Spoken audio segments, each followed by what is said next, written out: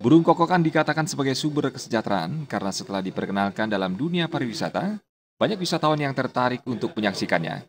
Kehadiran wisatawan ke desa setempat memiliki sumber pemasukan bagi masyarakat. Selain itu, beragam kerajinan tangan yang bisa dijual kepada wisatawan sebagai souvenir mulai menggeliat dan merubah nasib masyarakat Petulu, seperti kerajinan bingkai, kursi berbentuk tangan, serta yogi, yang menjadi ciri khas kerajinan desa Petulu hingga kini.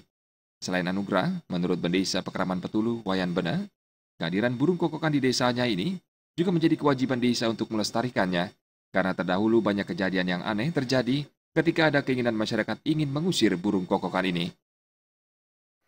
Kita juga promosikan kokokan ini adalah sebagai objek wisata.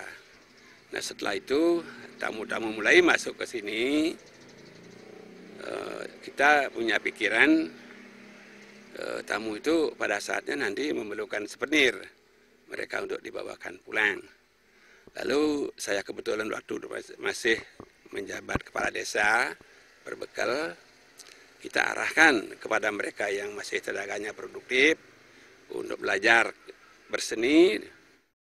Burung kokokan akan tampak jelas terlihat pada sore hari, mulai pukul 17, dan pada bulan November kokokan ini akan terlihat sehari penuh, bahkan bertebaran di jalan raya.